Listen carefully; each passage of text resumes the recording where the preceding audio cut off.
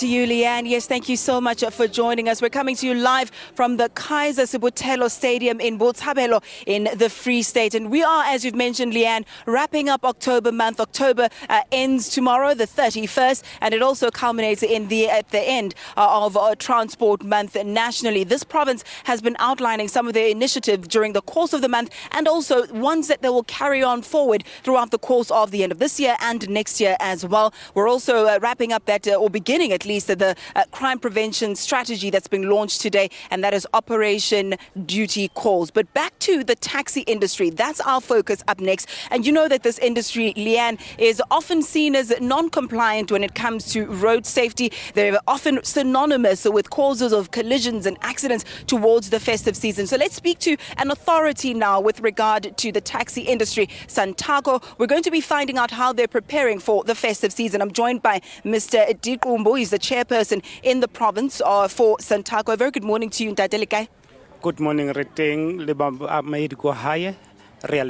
Hamnate, thank you so much. Ntate, you have declared this year or this decade at least, that Santaco has dubbed it the decade of action for road safety. That's from 2011 to 2020. With that in mind, how are you preparing your operators for the festive season? We know there's long distance travel, there are issues of fatigue on the road. Have you conscientized them to think in a particular way when it comes to the festive season? Yes, thank you, Ayanda. Indeed, we are aware of the festive season that is around the corner, and we have been doing our spade work throughout the year, and we will continue even throughout the festive season itself. What we are doing, particularly pertaining the long-distance taxis, we are aware that two things are critical. That is the condition of the vehicle and the condition of the driver, but secondly, the fact that drivers do get tired because of the long distances. So what we have been doing, we have been moving from one taxi rank to the other. And we conscientize our operators and the drivers themselves. We move to the ranks because most of the time we talk to operators in meetings, but at the ranks we meet the drivers, and that's where we talk to them. Over and above the fact that we have a Santaco Training Transport Academy in our province where they are being trained on different aspects, but we also take the initiative of going down to where they operate from. Now, what we have done, we have made sure that they make sure that their vehicles are roadworthy. We have got queue marshals at every rank that checks the vehicles first.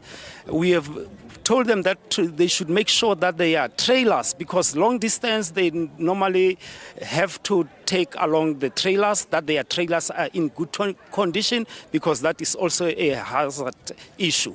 So we have made sure that they have done that. And the third thing, in terms of fatigue is very critical. We have made sure that wherever there are roadblocks, we are also present, and we encourage the drivers to alight the vehicle, to move around with the law enforcement officers that are checking the vehicles so that they can get fresh. And we said after every 2 hours they have to stop and take a rest, just walk around the car and check what it is. So we believe that will add value and ensure that the accidents are reduced on the road. Something else that is aimed at adding value is the operation or the project Hlokomela. We know it is in partnership with government. We saw the donation of 5 cars last year, 5 cars this year. Speak to us about that process of donation. What are these vehicles for? Okay, thank you. Indeed, we are very proud of our government. Our government is taking us very seriously as taxi operators and public transport operators, so to say.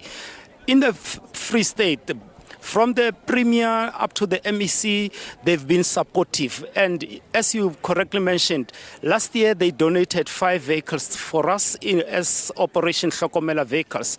The main purpose is that we should monitor and ensure that there's compliance in terms of law-abiding drivers.